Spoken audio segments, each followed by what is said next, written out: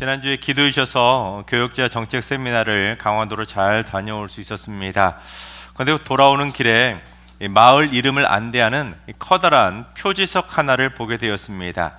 근데 그 표지석에 그 마을 이름이 쓰여 있었는데 마을 이름이 무엇이었었냐면 사기리였습니다. 사기리. 역시 안 웃으시네요. 저는 웃었는데 사기리.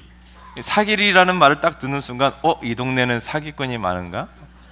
이 동네는 사기치면 안 되는 곳인가? 그런 생각하면서 잠깐 웃었다가도, 여러분 강화도라는 곳에 해병대가 있지 않습니까? 그래서 이 마을은 해병대가 있어서 그런지 무슨 사기가 충천한 사기 만땅인 그런 마을인가?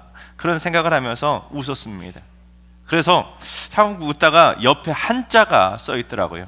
근데 한자로 뭐라고 써 있었냐면 모래사 그릇기, 즉 사기 그릇을 만드는 마을이라는 뜻이었습니다. 그래서 도대체 어떤 마을인가 찾아봤더니 고려시대 때부터 왕실용 분청사기 그릇을 만들어서 납품했던 유명한 사기 그릇 생산지라 이 사기리라고 전해지게 되었다는 겁니다. 똑같은 사기라는 단어인데 뜻이 완전히 다르지 않습니까? 그리고 오면서 또 하나 특이한 카페 이름을 하나 봤습니다. 표지판을 언뜻 봤을 때는 그곳이 식당처럼 보였는데 이름을 자세히 보면 또 펜션처럼 보였습니다. 어떤 카페였냐면 발음을 잘해야 되는데 그 카페 이름이 뭐냐면 사가지 하우스였습니다. 발음을 잘해야 돼요. 순하게 말해야 됩니다. 큰일 납니다. 사가지 하우스. 사가지하고 싸가지는 완전 다르잖아요. 그처럼 한글은 다양한 뜻을 포함한 단어들이 참 많아서 그 뜻을 파악하는데 발음 때문에도 실수할 때가 참 많이 있습니다. 근데 오늘은 돌이라고 하는 단어에 대해서 살펴보려고 하는데, 돌도 어떻게 사용하느냐에 따라서 어떤 용도이냐에 따라서 그 쓰임새와 이름이 참 다양하게 불려집니다. 곡식을 가는 데 사용하면 맷돌이라고 부르잖아요. 근데 칼을 갈면 뭐라고 부르죠? 숫돌이라고 부릅니다. 같은 돌인데 완전히 달라요. 또 남을 위해 희생할 때는 디딤돌이라고 부르지만 남에게 피해를 입히게 되면 걸림돌이 되는 겁니다. 심지어 남을 해할 목적으로 돌을 들면 위험한 짱돌이 되죠. 또한 지혜와 지식이 부족하면 돌머리라고 놀림을 당하게 되지만 옥석처럼 지혜와 재능의 빛을 발하는 사람도 있습니다. 그리고 기둥을 받치며 건물을 지탱하는 돌을 주춧돌이라고 부르는 것처럼 돌이라는 것도 그 용도와 쓰임법에 따라 다양한 의미들로 불려지고 있습니다. 그런데 오늘 본문에는 특별한 돌 하나를 소개하고 있는데 그 돌이 무엇인지 3절부터 5절 상반절까지 봉독해 보겠습니다. 너희가 주의 인자하심을 맛보았으면 그리하라. 사람에게는 버림바가 되었으나 하나님께는 택하심을 입은 보배로운 산돌이신 예수께 나아가 너희도 산돌같이. 사람에게는 버림바가 돼서 십자가에 달려 죽으셨지만 하나님께 택하심을 입은 보배로운 산돌이신 예수님께 나아가서 너희들도 예수님처럼, 즉 산돌처럼 살라는 것입니다. 특히 너희가 그 주님의 십자가를 통해 구속의 인자하심을 맛보았으면 너희들 그 은혜, 그 인자하심 잊지 말고 그처럼 너희들도 산돌처럼 살라는 것입니다. 예수님도 유대인들에게는 쓸모없는 돌이라 버림받은 돌이 되었지만 하나님께는 택함을 입어서 가장 보배로운 산돌이자 모퉁이돌이라고 하는 걸작품이 된 것입니다. 또한 여러분, 베드로후서는 사도 베드로가 쓴 서신서인데 예수님께서 이 시몬에게 주셨던 이름이 바로 베드로입니다. 그런데 베드로라는 이름의 뜻이 반석, 즉 돌입니다. 돌. 예수님께서 시몬에게 이름을 지어줬는데 너 돌이야, 너 돌. 오늘날 우리에게 그렇게 이름을 지어줬다면 약간 기분 나쁠 수 있는데, 이런 반석이라고 하는, 돌이라고 하는 베드로라는 이름을 지으셨다는 겁니다. 그러면서 뭐라고 하셨냐면 내가 이 반석 위에, 이 돌 위에 내 교회를 세우시겠다는 겁니다. 이게 무슨 말이냐면 보배로운 산돌처럼 살아가는 그리스도인들 위에 내 교회를 세우겠다는 겁니다. 특히 예수님은 십자가에서 죽은 돌이 아니라 부활하셔서 지금도 살아있는 산돌이라는 겁니다. 그러니까 우리를 위해 십자가에서 죽으시고 부활하셔서 보배로운 산돌이 되어주신 예수님의 인자하신 그 구원의 은총과 인자하심을 맛보았다면 너희도 그냥 멋대로 살지 말고 산돌같이, 즉 예수님처럼 살라는 것입니다. 그리고 가장 먼저 누가 그렇게 살았냐면 바로 베드로가 예수님의 가르침대로 산돌처럼 살았던 겁니다. 그래서 산돌처럼 살았던 그 베드로를 통해 그 베드로의 돌 위에 초대교회 기틀이 된 예루살렘 교회가 세워지게 된 것입니다. 따라서 오늘날 우리도 보배로운 산돌이신 예수님처럼 살아감으로 말미암아 우리도 베드로처럼 보배로운 우리 승리교회가 우리 성도님들 위해 멋지고 든든하게 반석처럼 세워져 갈 수 있도록 우리 모두 산돌처럼 살아가야 될 줄로 믿습니다. 우리 옆 사람과 인사할까요? 산돌처럼 삽시다. 자, 그렇다면 우리가 보배로운 산돌이신 예수님처럼 살려면 어떻게 살아야 될지 한번 배워보도록 하겠습니다.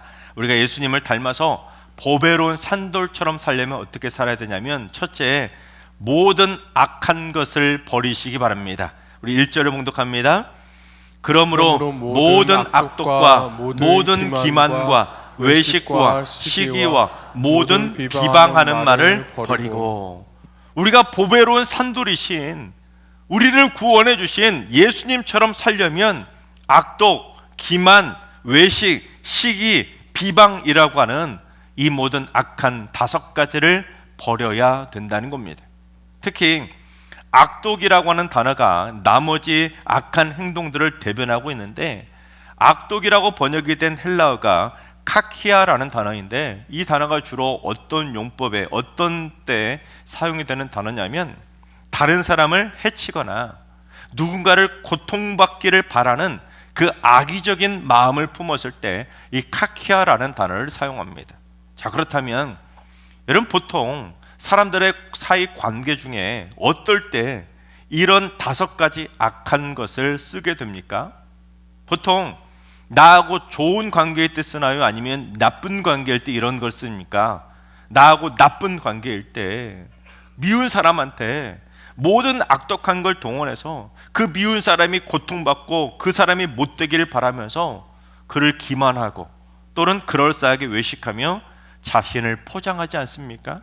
또는 나하고 나쁜 관계에 있는 그 미운 사람이 잘 되기라도 하면 시기 질투하면서 부러워하거나 배아파하고 뒤에서 그를 향해 온갖 헐뜯고 비방하는 나쁜 말들을 퍼뜨리는 겁니다.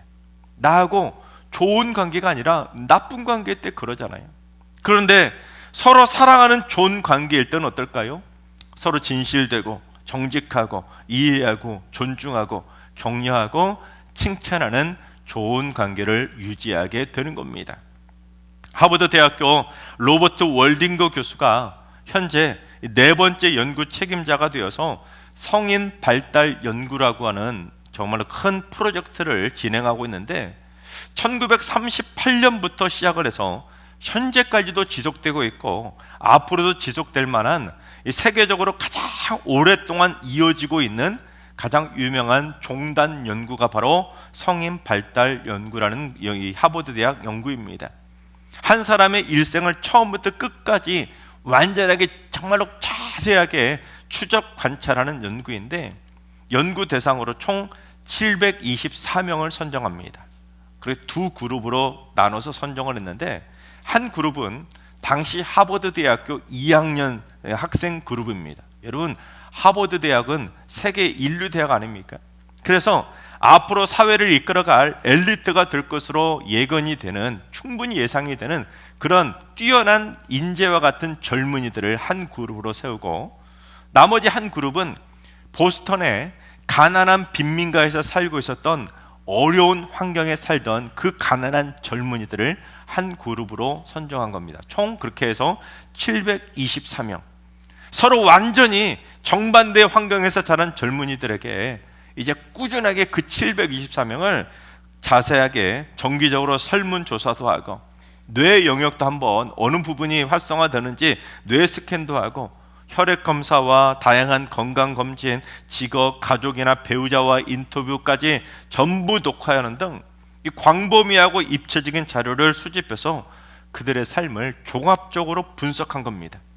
그처럼 무려 724명의 일생을 지금까지 87년째 꾸준하게 추적하고 관찰하고 면접하면서 여러분 어마어마한 데이터가 모아지지 않았겠습니까? 심지어 처음에 선정했던 그 초기 대상자가 죽게 되면 그걸로 끝내는 것이 아니라 그 다음 자녀와 배우자로 이어져서 무려 3세대에 지금 걸쳐서 멈추지 않고 그 가문의 다양한 변화까지 연구해 가고 있다고 합니다. 그런데 이 연구를 책임진 월딩거 교수가 세계적으로 유명한 테드라는 강연에 나와가지고 이 연구에 대해 발표를 하면서 더욱 주목을 받게 되었는데, 이 월딩거 교수가 그 연구에 대해서 가장 중요한 결론을 이렇게 말했습니다. 우리에게 행복하고 건강한 삶을 선사하는 것은 부와 명성이 아니라 신뢰할 수 있는 좋은 관계입니다. 무슨 말입니까? 사람들하고 그 좋은 관계가 물질적인 부와 성공보다 훨씬 더 중요하고 훨씬 더 행복하고 건강한 인생을 살게 해주고, 그것도 대를 이어서 그 행복이 지속이 되더라는 겁니다. 심지어 좋은 관계와 나쁜 관계가 한 사람의 인생은 물론 그 자녀 세대, 손주 세대까지 대를 이어서 분명하게 영향을 미친다는 것을 발견하게 된 것입니다. 특히 좋은 관계가 무엇보다 수명을 연장시켜 주었다고 합니다. 가족 관계는 물론 사회적으로 좋은 관계를 유지하면서 관계가 친밀하고 끈끈한 사람들이, 더 많은 사람들이 오히려 더 오래 살고 건강했다고 합니다. 하지만 반대로 평소에 악한 말이나 비방들을 많이 해가지고 사람들이 막 꺼리하는 사람들 있잖아요. 그래서 좋은 관계를 못 가진 사람들은 그게 독이 돼서 결국 건강도 해치고 수명도 짧았다고 합니다. 그런데 모든 악독을 버리고 사랑스럽고 좋은 말 많이 하면서 따뜻하고 신뢰할 만한 그 헌신적인 관계를 많이 맺은 사람들은 놀랍게도 80대가 넘어서도 육체적인 고통이 덜했고 스트레스도 훨씬 덜 받았고, 그 자녀 세대들도 그 모습을 보고 덩달아 행복하게 살고 있었다는 겁니다. 하지만 매사에 짜증내면서 툭하면 악독한 말과 비방하는 험한 말을 쏟아내면서 관계를 깨트리는 사람들, 그런 사람들은 쉽게 병에 걸리고 신체적인 고통이 심해지면, 병에 걸리면 이 감정적인 기복까지 심해져서 고통도 남들보다 더 심했다고 합니다. 무엇보다 심혈관 질환 위험을 40%나 증가시켰고, 코르티솔이라고 하는 몸의 독성 물질 수치도 높아졌다고 합니다. 그 다음에 제가 참 놀랍게 좀 신기하게 봤던 결론이 있었는데, 좋은 관계를 유지하는 사람들은 노년이 되면 임종을 앞둘 무렵에도 사랑하는 가족 등 그 나랑 신뢰했던, 그 친했던 관계를 뚜렷하게 기억을 하더라는 겁니다. 그래서 임종할 때도 자녀손들을 하나하나 기억하면서 따뜻한 덕담이나 유언을 할 수 있었다는 겁니다. 하지만 반대로 악독, 기만, 외식, 시기, 비방과 같은 걸 자주 해서 좋은 관계를 하나 제대로 맺지 못하고 늘 나쁜 관계들만 많이 가진 사람들은 뇌 기억력도 가물가물해져서 노년이 되면 가족조차 기억 못한 일이 벌어지더라는 겁니다. 여러분, 그렇습니다. 우리가 그냥 단순하고 오래 살려고 그럴 것이 아니라 악독과 기만과 외식과 시기와 비방하는 등 그 모든 악한 것들을 버려야 사랑으로 좋은 신뢰적인 관계를 많이 맺으면서 나 자신의 정신적, 육체적 건강도 지킬 수 있는 것이고, 그것보다 더 중요한 게 뭐겠습니까? 마지막 임종할 때 사랑하는 가족들 다 모아놓고 그 가족들 하나하나 손주들까지 다 기억하면서 그들에게 축복하면서 기쁨으로 마지막 순간 떠날 수가 있는 것입니다. 그리고 남겨진 자녀손들도 그 사랑의 유산을 물려받아서 대대로 좋은 관계를 유지하면서 행복한 가정을 이룰 수가 있다는 것입니다. 바라옵기는 우리 모두 앞으로 악한 것들은 다 버리고 보배로운 산돌처럼 선하고 착하고 순수하게 살아가게 되시기를 주님의 이름으로 축원합니다. 두 번째는 갓난 아기처럼 사시기 바랍니다. 2절을 봉독합니다. 갓난 아기들 같이 순전하고 신령한 젖을 사모하라. 이는 그로 말미암아 너희로 구원에 이르도록 자라게 하려 함이라. 갓난 아기들처럼 살라는 겁니다. 여러분, 갓난 아기들이 악독한 거 보셨습니까? 갓난 아기들이 남을 기만하고 외식하고 시기하고 태어나자마자 남 비방하고 헐뜯는 거 보셨습니까? 여러분, 갓난 아기가 어떻게 그러겠습니까? 갓난 아기들은 그런 악독한 것이 아니라 오직 엄마의 젖을 간절히 원하는 것처럼 모든 악한 것과 정반대인 착하고 순전하고 신령한 삶을 간절히 원하면서 살라는 것입니다. 그래야 구원에 이르도록 자라는 깨끗한 성화의 삶을 살아갈 수 있는 것입니다. 우리 옆 사람하고 인사합시다. 갓난아기처럼 삽시다.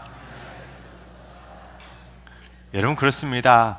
우리 갓난아기들은 스스로 먹을 걸 구할 수 있나요? 갓난아기들은 스스로 먹을 것을 구할 수 없기에 엄마의 젖을 전적으로 의지합니다. 또한 갓난아기들은 정기적으로 먹잖아요. 정기적으로 먹을 걸 안 주면 응애응애하고 울잖아요. 또한 배가 고프면 먹을 걸 달라고, 젖을 달라고 온 힘을 다해 울면서 갈망합니다. 여러분, 마찬가지예요. 우리도 갓난아기처럼 순전하고 신령한 젖인 이 하나님의 말씀을 전적으로 의지하고 하나님의 말씀을 사모하는 마음으로 규칙적으로 그 말씀의 젖을 먹고 하나님의 말씀을 온 힘을 다해 갈망하며 살아가야 되는 겁니다. 그래야 구원에 이르도록 자랄 수가 있는 것입니다. 셋째는 신령한 제사를 드릴 거룩한 제사장이 되시기 바랍니다. 5절을 봉독합니다. 너희도 산돌같이 신령한 집으로 세워지고 예수 그리스도로 말미암아 하나님이 기쁘게 받으실 신령한 제사를 드릴 거룩한 제사장이 될지니라. 루터가 1517년에 종교개혁을 일으킨 다음에 1520년에 독일 기독교 귀족에게 고함이라고 하는 논문 하나를 발표합니다. 어떤 내용이냐면, 당시 가난한 백성들의 피를 빨아먹듯 부도덕하게 살고 있던 그 독일의 기독교 귀족들, 즉 사제와 주교와 교황들에게 일침을 가한 겁니다. 루터가 그 논문에서 뭐라고 했냐면, 모든 기독교인은 진정으로 영적 신분에 속하며 그들 사이에는 직무 외에는 아무런 차이가 없습니다. 세례를 받은 모든 사람은 이미 제사장, 주교, 교황으로 성별되었습니다. 여러분, 당시 이 루터의 외침은 혁명적인 선언이었습니다. 일반 성도도 세례받으면 다 교황이라는 거예요. 차이가 없다는 겁니다. 당시 카톨릭 교회는 오직 성직자만 하나님께 나아갈 수 있다고 가르쳤고, 심지어 지금까지도 사제들은 고해 성사를 하면 죄를 사해주는 그 죄사함의 권한까지 부여받았다고 가르치고 있지 않습니까? 하지만 루터가 아니다, 어떻게 그러냐, 오늘 말씀을 근거로 세례받은 모든 사람은 차이가 없이 이미 제사장이라는 겁니다. 이미 다 주교나 교황으로 성별되어서 하나님이 기쁘게 받으실 신령한 제사를 드릴 수 있는 거룩한 제사장이 되었다는 겁니다. 그래서 이 자리에 계신 여러분과 오늘 입교받은 모든 분들 전부 다 이제는 신령한 제사를 드릴 수 있는 거룩한 제사장이 되신 줄로 믿으시기 바랍니다. 믿으십니까? 자, 그렇다면 우리가 하나님이 기쁘게 받으실 만한 그 신령한 제사를 드리는 거룩한 제사장이 되려면 어떻게 살아야 되겠습니까? 그게 바로 모든 악한 것이 없는 갓난 아기처럼 살아가야 되는 것입니다. 여러분, 거룩한 제사장인데 신령한 제사를 드린다고 하는데 하나님이 기뻐 받으시는 예배를 드린다고 하면서 입으로는 악독과 기만과 외식과 시기와 비방하는 말을 할 수 있을까요?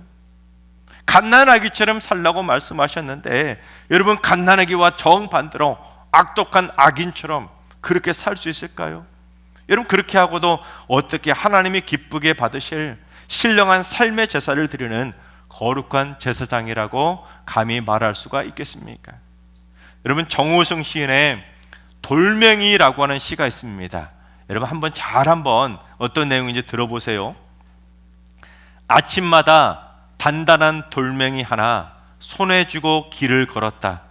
너희 중에 죄 없는 자 먼저 돌로 치라. 누가 또 고요히 말없이 소리치면 내가 가장 먼저 힘껏 돌을 던지려고 늘 돌멩이 하나 손에 꽉 쥐고 길을 걸었다. 어느 날 돌멩이가 멀리 내 손아귀에서 빠져나가 나를 향해 날아왔다. 거리에 있는 돌멩이란 돌멩이는 모두 데리고 나를 향해 날아와 나는 얼른 돌멩이에게 무릎을 꿇고 빌고 또 빌었다. 나는 죄 없는 사람이라고 착각하고는 교만하게 어디 한번 오늘 또 한번 걸려만 봐라 하고는 늘 아침마다 그 남을 정죄하기 위한 그 정죄의 짱돌을 들고 아침마다 거닐고 다니다가 어느 날 나한테 소리치는 사람을 향해 그 죄악의 짱돌을 탁 집어던졌는데 그 짱돌이 그를 향해 날아간 것이 아니라 오히려 내가 지금껏 던졌던 그 수많은 비방의 짱돌들, 정죄의 짱돌들이 나에게 다시 다 돌아오는 심판의 짱돌이 되었다는 겁니다. 여러분, 그렇습니다. 우리가 악한 마음으로 누군가에게 악독과 기만과 외식과 시기와 비방의 짱돌을 던지면 그게 끝이 아니라는 겁니다. 언젠간 남을 향해 던진 악독한 짱돌이 돌고 돌아서 결국엔 나 자신을 향해 날아드는 부끄러운 심판의 짱돌이 되는 것입니다. 따라서 여러분, 오늘 말씀을 듣고 그냥 한 귀로 흘려드리지 마시고 오늘 집에 가셔서 혹시 내가 이 악한 5가지를 범해서 나하고 나쁜 관계에 있는 사람은 누가 있는지, 내가 미워하고 있는 사람은 누구인지 한번 곰곰이 한번 생각해 보시기 바랍니다. 우리 중에 그런 사람 없는 사람이 누가 있겠습니까? 내가 누군가에게 악독한 악의를 품은 적은 없었는가? 내가 누군가를 기만하면서 속인 적은 없었는가? 내가 누군가를 대할 때 본심을 감추고 거짓된 가면을 쓰고 그 사람 앞에서는 늘 거짓말을 일삼지는 않았는가? 내가 누군가가 잘 되는 걸 보고 마음 아파서 시기 질투하지는 않았는가? 배 아파서 내가 누군가를 그래서 비방하고 험담하지는 않았었는가? 여러분, 그래서 내가 이 5가지 악한 것들을 보면서 나하고 지금 나쁜 관계가 되어버린 그 미운 사람들 한번 떠올려 보시고 가급적 더 늦기 전에 화해도 한번 해보시고 무엇보다 하나님 앞에서 회개하시기 바랍니다. 그래야 여러분 이런 미움의 관계, 나쁜 관계를 다 털어버려야 여러분, 그래야 우리도 거리낌이 없이 하나님이 기쁘게 받으실 신령한 제사를 드리는 거룩한 제사장이라고 당당히 말할 수 있지 않겠습니까? 하나님께서 사랑하신 여러분, 우리를 위해 보배로운 산돌이 되어주신 예수님처럼 우리 모두 산돌처럼 살아가시기 바랍니다. 그래서 모든 악한 것들은 다 버리고 갓난 아기처럼 선하고 착하고 순수하게 살아가시기 바랍니다.